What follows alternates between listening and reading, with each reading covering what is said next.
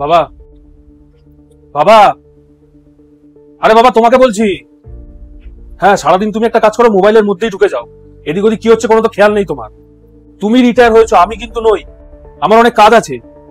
কাজের কথা শোনো, ওই গাড়িটা পরিষ্কার করাতে বলেছিলাম, করিয়েছো? হ্যাঁ, গাড়ি তো আমি পরিষ্কার করিয়ে দিয়েছি। আজকে 12টার সময় ওই বিলটা গিয়ে জমা দিয়ে আসতে হবে, মনে আছে তো সেটা? হ্যাঁ, মনে থাকবে।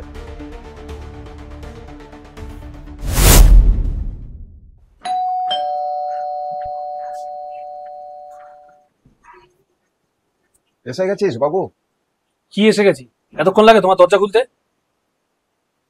কোনো একটা কাজ হয় না ঠিক মতন, খালি ঘরে বসে থাকবে। তুই বাবার সাথে এইভাবে কথা বলিস কেন?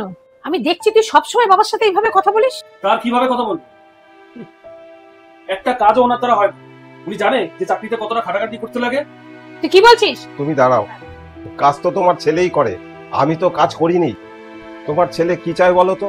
এখনো আমি 60 বছর বয়সে কাজ করি এবং সেই মায়না এনে তোমার ছেলের হাতে দিই। আমি তো সারা জীবন এটাই অপেক্ষা করেছিলাম যে কবে আমি রিটায়ার করব এবং তারপরে আমি একটু আরাম করব। তুই জানিস, তোর মা আর আমি সারা জীবন ভাড়া বাড়িতে কাটিয়েছি যাতে তোর একটু পড়াশোনা ভালো করাতে পারি, যাতে তুই একটা ভালো চাকরি পাস। রিটায়ারমেন্টের পরে যা টাকা পেয়েছি সেই টাকা দিয়েই বাড়িঘর করেছি, এসি করেছি, তোকে গাড়ি কিনে দিয়েছি। এই দিন দেখার জন্য যা গিয়ে তোদের বন্ধুদের জিজ্ঞেস কর যারা ভাড়া থাকে, প্রতিদিন বাসে যাতায়াত করে, মাসের শেষে কত টাকা জমাতে পারে। তোর খরচাটা কোথায় বল দেখিনি? ইলেকট্রিক বিল, তোর গাড়ির ইএমআই, রেশন, সমস্ত কিছু আমার পেনশনের টাকা দিয়ে দিই। এমনকি তোর বিয়েটাও আমার টাকাতেই হয়েছে। তারপরেও আমাকে শুনতে হবে যে আমি কোনো কাজ করি না?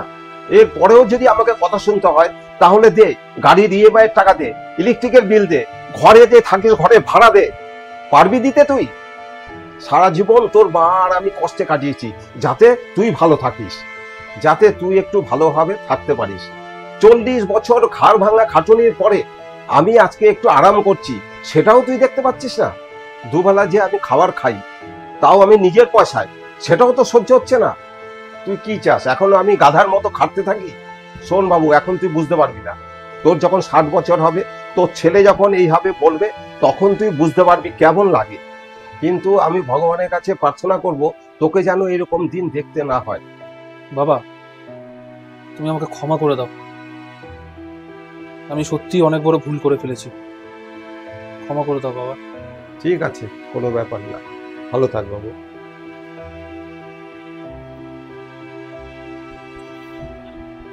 মা, তুমি আমাকে ক্ষমা করে দাও মা। আমি অনেক বড় ভুল করে ফেলেছি।